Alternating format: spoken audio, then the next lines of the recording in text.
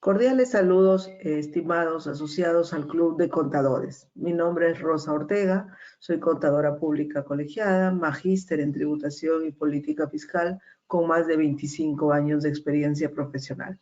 Y en esta oportunidad quiero invitarlos al curso de validación del crédito fiscal del IGB por la implementación del CIRE, en la cual brindaré algún análisis práctico, pautas y recomendaciones que debemos observar sobre el crédito fiscal.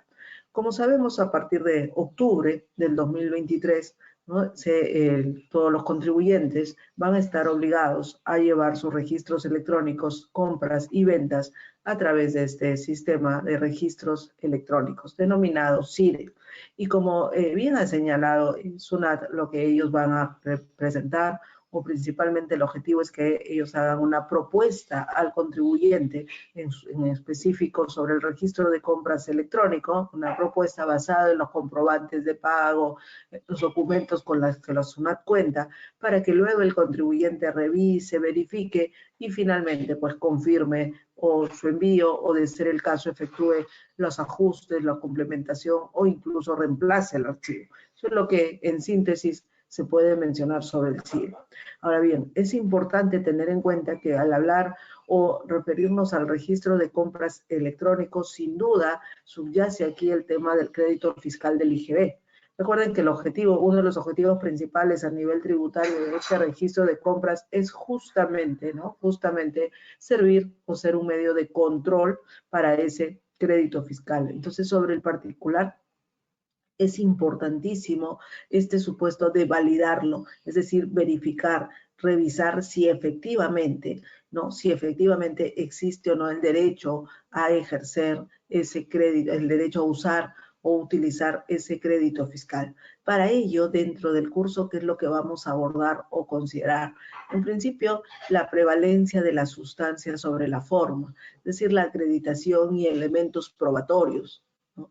Aquí hace poco se publicó, por ejemplo, una casación muy interesante en la cual se daba el caso o el supuesto de unas facturas que habían sido emitidas a un contribuyente por un servicio de transporte y finalmente lo que se discutía era la sustancia versus la forma, la realidad económica. ¿Qué es lo que ocurre? Se emitió una factura, obviamente hubo un IGB, ¿no? Y el contribuyente el adquirente, usuario, usó el IGB como crédito fiscal. Lo que se analiza es si realmente el prestador del servicio estaba generando renta empresarial. Y miren ustedes lo interesante que en este caso se termina señalando, concluyendo que el prestador del servicio no estaba generando renta empresarial por realidad económica, por elementos probatorios. Entonces, lo que se dice es que lo que tenía que haber sustentado en todo caso era un recibo por honorarios. Por ende, no surge el derecho al crédito fiscal. El contribuyente no pudo utilizar el crédito como tal. Entonces, a eso voy, esa incidencia de la sustancia sobre la forma. Analizaremos ese punto, cuáles son los efectos y sin duda tendremos que recurrir a criterios jurisprudenciales. Realizado ese análisis, que es muy importante, luego ya decantaremos en la parte de los requisitos sustanciales que nosotros conocemos, es decir, los que permiten la existencia del derecho, ¿no? En este caso, por ejemplo, que uno de los requisitos y que genera mayores controversias es el que sea costo-gasto para el impuesto a la renta. Ahí el análisis es, ¿resulta aplicable el principio de causalidad para efectos de determinar si existe costo-gasto? Y en ese punto, pues también vamos a recurrir a criterios jurisprudenciales e incluso recientes sentencias en casación. El otro punto es sobre el requisito de que se destine a operaciones grabadas con el IGB. Y al hablar de operaciones grabadas, también decantamos en el supuesto de operaciones grabadas y no grabadas. Acá, por ejemplo, a nivel de CIRE, SUNAT hace una propuesta, una presentación, ¿no? No solo del registro, sino también a nivel de la declaración jurada, es decir, según el registro de compras, cómo se va a mostrar, ¿no? En las casillas de la DJ. Pero SUNAT inicia o SUNAT hace por defecto, digamos, su destino a operaciones grabadas. Ya luego el contribuyente, si tiene operaciones grabadas, si no grabadas, tendrá que hacer la discriminación respectiva para efectos de aplicar el método de la prorrata del crédito fiscal. Observen entonces que el tema del CIRE es una, repito e incido, es una propuesta que realiza SUNAT, pero es el contribuyente quien tiene que validar, verificar, es el responsable finalmente del crédito que vaya a utilizar.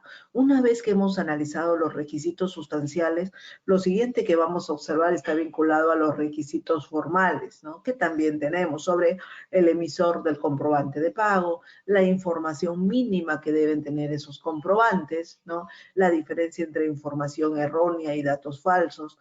Y aquí también otro requisito importante y que habrá que hacer ahora la mirada ya bajo esta implementación del CIRE sobre la anotación del comprobante de pago en el registro de compras y requerimientos de SUNAT. Recuerden que antes de la aplicación del CIRE, por ejemplo, bajo el PLE, bajo SOL, los ajustes no se podían efectuar en el mismo periodo, ¿no? Una vez enviado el registro de compras ya no se podía modificar o hacer ajustes. El ajuste se tenía que realizar en el periodo que no, aún no en el periodo abierto, que no se haya enviado, y ahí se usaban estados, ¿no? Los estados que correspondían. Hoy, según el CIRE, se señala que el ajuste sí se puede hacer en el mismo periodo, pero ahí hay que ver cuáles son los efectos. Ese ajuste a nivel de crédito fiscal, ¿cómo lo vamos a manejar?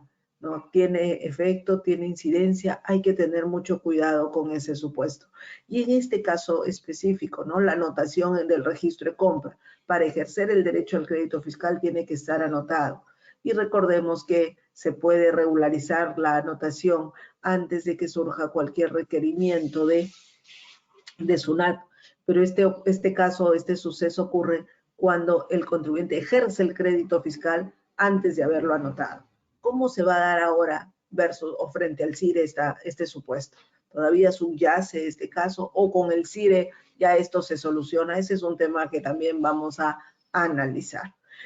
Otro aspecto u otro tema a observar o que vamos a tratar es el caso de operaciones sujetas a detracción, que también tiene que cumplirse determinada condición o característica de cara a utilizar el crédito. Y luego haremos también el análisis sobre la declaración jurada del IGB, el formulario 621, el rubro compras, ¿no? Haremos ahí también brindaremos algunos tips, algunas consideraciones que deben tener en cuenta.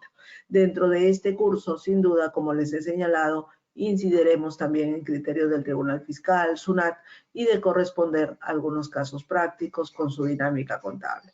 Espero que les resulte de utilidad, de interés y contar con su participación.